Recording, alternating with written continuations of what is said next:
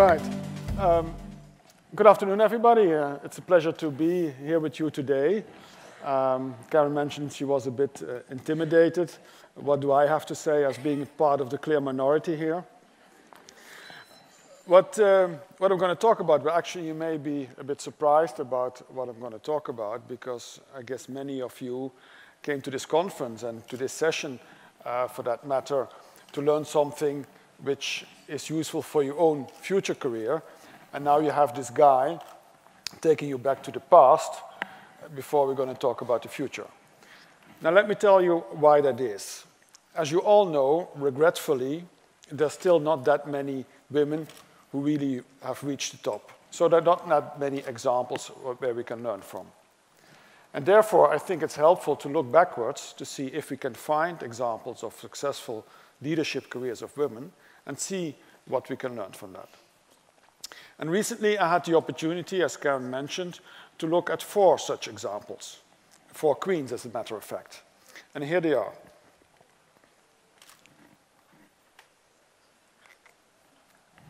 There they are. Let me tell you a bit more about them. And they're presented here from left to right in chronological order. The first one is Cleopatra, Queen of Egypt in the 1st century BC. And Cleopatra managed to keep her country, Egypt, independent of Rome. She also managed to expand her territory. Then we have, as the second one, Isabella of Spain. Isabella reunified Spain, and she also sent Columbus off to discover America in 1492. The third is Elizabeth, Queen of England, and Elizabeth kept England safe from the Spanish Armada in 1588. And then from the 18th century, we have Catherine of Russia, and she led a huge expansion of the Russian Empire. Now let me make something very clear to you. I do not present these queens as role models for you to follow. Huh? Absolutely. For that, each of them did too many terrible things. Now, you may ask, why did I look at those queens? Or why did I choose those particular group of queens? Well, there are 3 reasons to look at them, and to look at them as a case study, as an example for which we perhaps can learn something.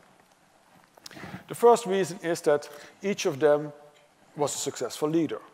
I just gave you a few examples of the achievements. And in that respect, you can compare them also to modern successful leaders.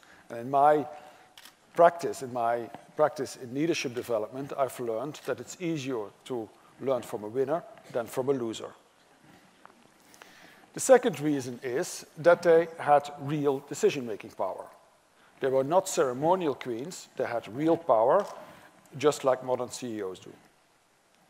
And the third reason has to do with their careers. They had successful leadership careers. They did not get to the top by coincidence, not like their husband died and all of a sudden they found themselves on the throne. No, they had real leadership careers and they had to compete to get to the top, just like you have to do in your organizations. And this last reason is of particular relevance for the session today, the careers. And what I would like to do is to show you what contributed to these successful careers. What were the critical success factors? And I would like to highlight 2 of those. The first is the courage to take risks to progress your career. Now, there has been some discussion over the past few years in the framework of the financial and economic crisis whether women are more or less willing to take risk, or whether perhaps they take risk in a different way than men. And you may recall perhaps this phrase about Lehman Brothers, that if Lehman Brothers would have been called Lehman Sisters, they would not have gone bust. Now, I can tell you these 4 queens were willing to take risks to progress their career, but in a particular way. And let me give you one example. An example of Isabella of Spain. How did she get to the throne? What happened there? Well, what happened was that the previous king, which was Isabella's brother Enrique, died. And what did Isabella do? She immediately proclaimed, "The king is dead, long live the queen, and by the way, that queen is me."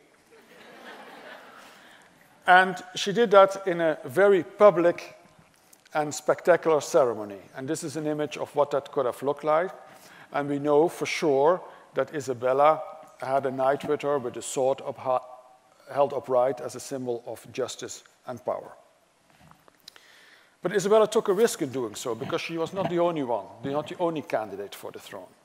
But she had prepared herself well. First of all, in the years before she became queen and when it became apparent that she would be one of the key succession candidates to come to the throne, she started to network. She networked with key stakeholders, and through that she got a lot of buy-in that she would be the right person for the new queen. The other thing that played an important role was her husband Ferdinand, Ferdinand of Aragon. And you should know that Elizabeth picked her husband herself, which was very unusual in those days, particularly for a woman. Now, why did she choose Ferdinand? Well, Ferdinand had a country behind him, he brought an army, and he had a large military experience. So in the end, it did come to a fight between Isabella and her competitor. But Isabella won that fight hands down because she had prepared herself so well.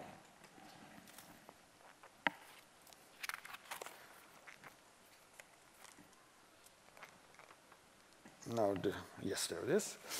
The second critical success factor, mentoring. Research has shown that mentoring can be beneficial to women's careers. There are also organizations now who have put formal mentoring programs in place to help the women progress in their organizations. But there's also still a debate going on about what works and what doesn't work with regard to mentoring for women. In this case, the four queens, they all benefited from mentoring, but again, in a particular way.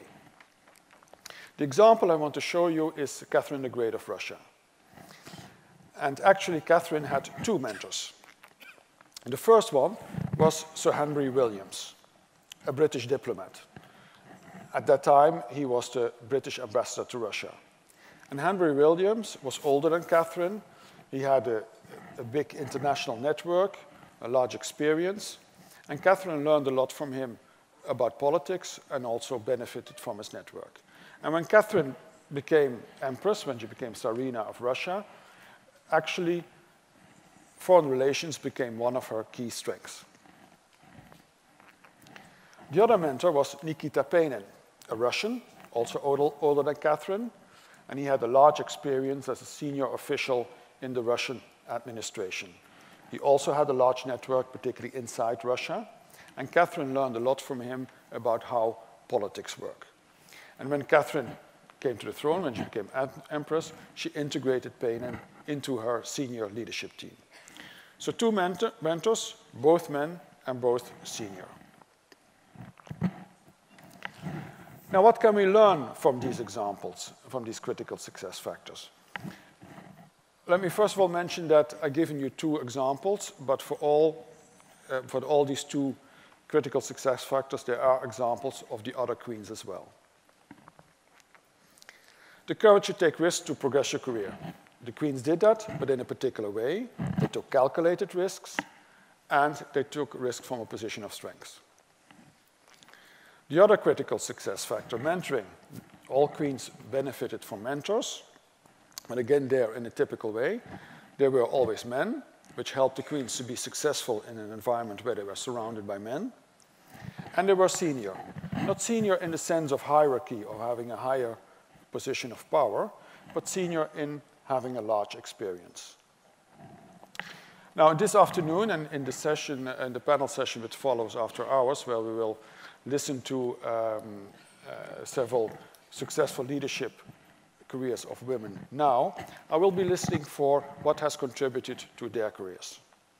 And I'll be very interested also to interact with you and to hear from you what has contributed to your careers.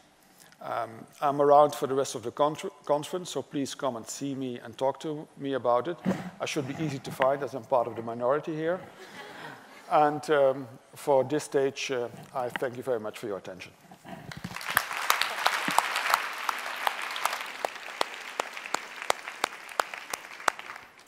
Thank you. Thanks very much, Paul. And we hope he can find contemporary examples of role models, because it would be a pity if all the role models are queens and empresses, but perhaps we can talk to that later.